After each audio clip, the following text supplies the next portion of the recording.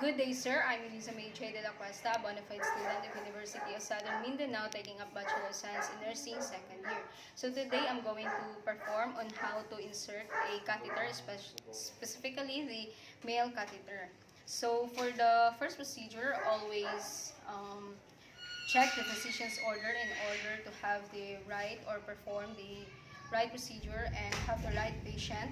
Then next to that is to check for the completeness of supply. So it is. The next is to assess whether patient is allergic to iodine or betadine or plasters. So next is to wash your hands. So assuming that I already washed my hands, that they're despied of microorganisms, the next step is to assemble all the equipment. So here's for the equipment.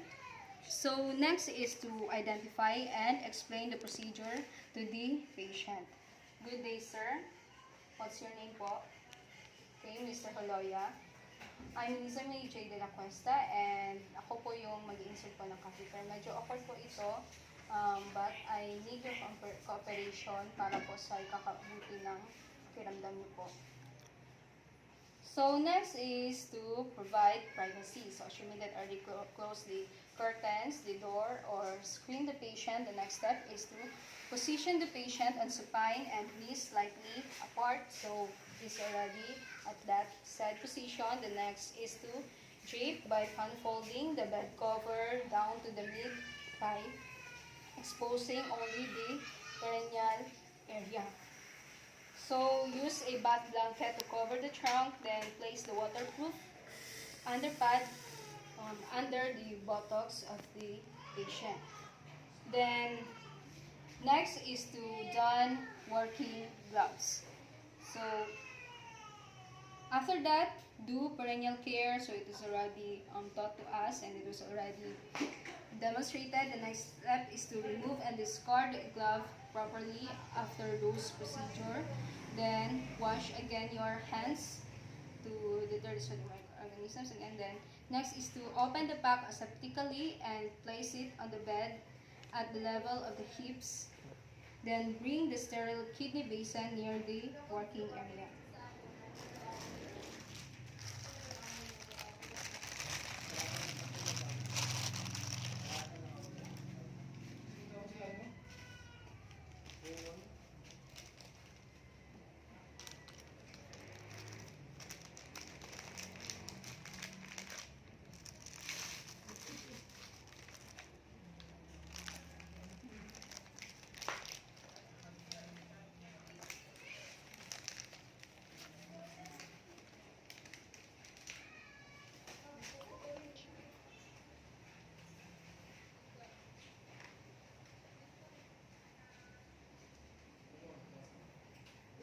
Then next is squeeze a small amount of lubricant over the sterile OS.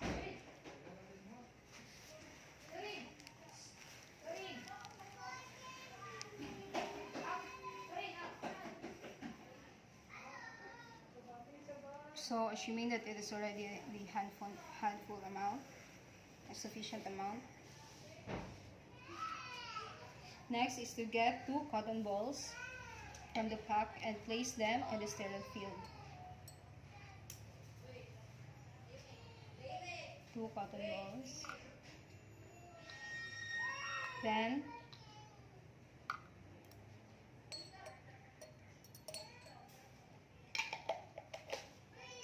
close. Do the sterile gloves.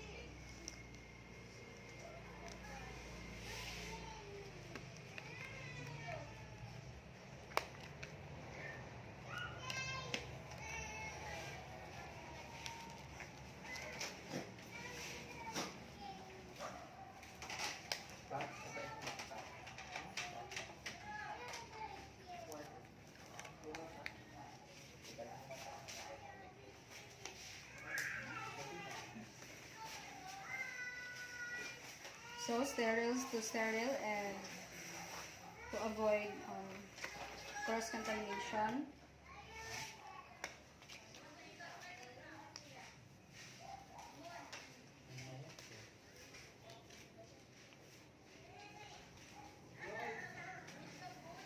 Then this card. Next is to place the opening of the sterile drip over the penis and onto the perineum without touching the upper top surface.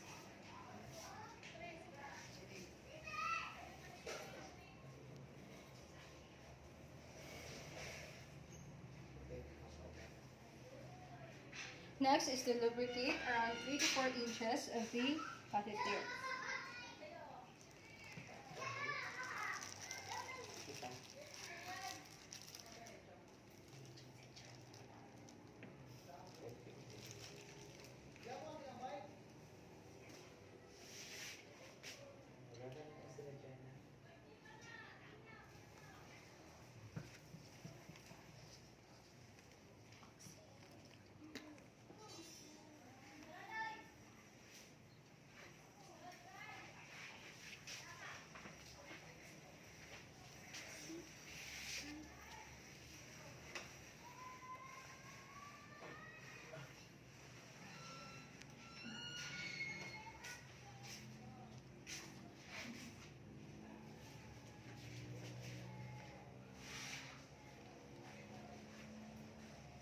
With the non-dominant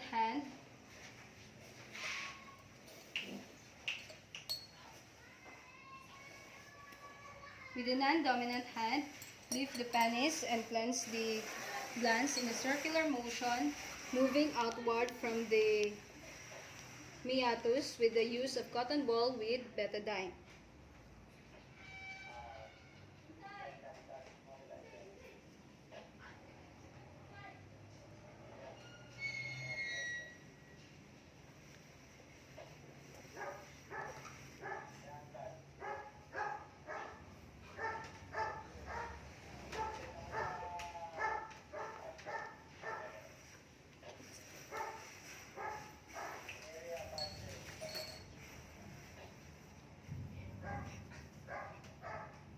So next is, with the hand still holding the shaft of the penis, pick up the catheter with the dominant hand.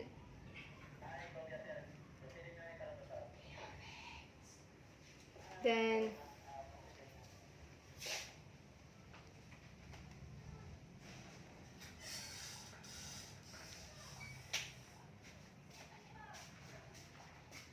with the dominant hand 3 to 4 inches below the hip. So assuming that it's already 3 to 4 inches, pull the penis slightly upward and ask the patient to bear down as if to void.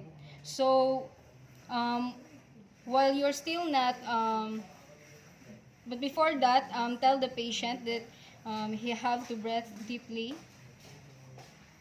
So after this, slowly insert the catheter in the meatus about 7 to 9 inches using a rotating motion until urine flows. So if resistance is felt, withdraw a little the catheter and ask the patient to take a deep breath. Again, if resistance persists, remove it and notify the physician. So assuming there's no resistance, the next step is to gently push the catheter in 1 to 2 inches more after the urine starts to flow. So assuming that the urine started to flow. So as the bladder empties, collect the specimen if required. So after that, remove the catheter smoothly and slowly if straight catheter is used. So since we're using a Foley catheter, inject content of the pre-filled syringe with 5 cc water to secure the catheter.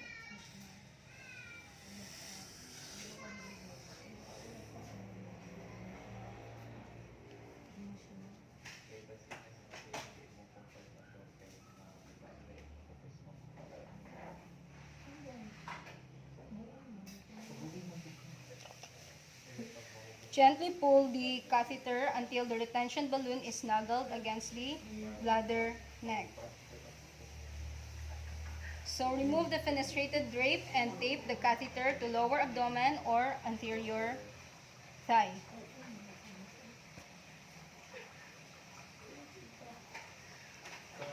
So it is already secured. Um,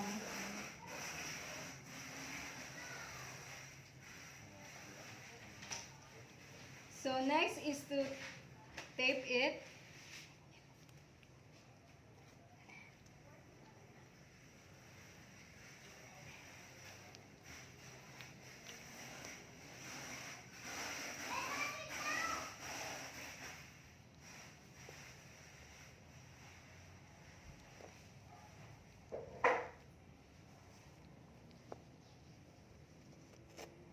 Sorry for that.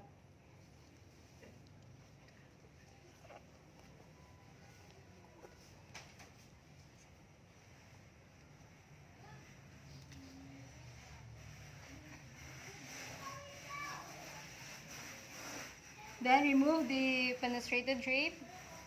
Attach the catheter to the urinary bag below the level of the bladder. So, assuming that it is already attached below the bed, coil the excess tubing on the mattress and secure on the bed frame. So, assuming. Next is to remove and clean the equipment, but before that, first make the patient comfortable. Wipe the excess.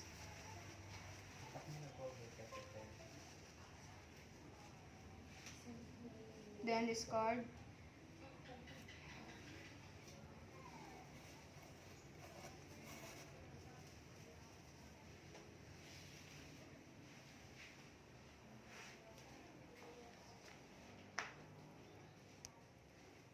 Label the urine specimen and send to the laboratory promptly. Then next is to remove gloves and wash your hands. Clean the equipment, do aftercare.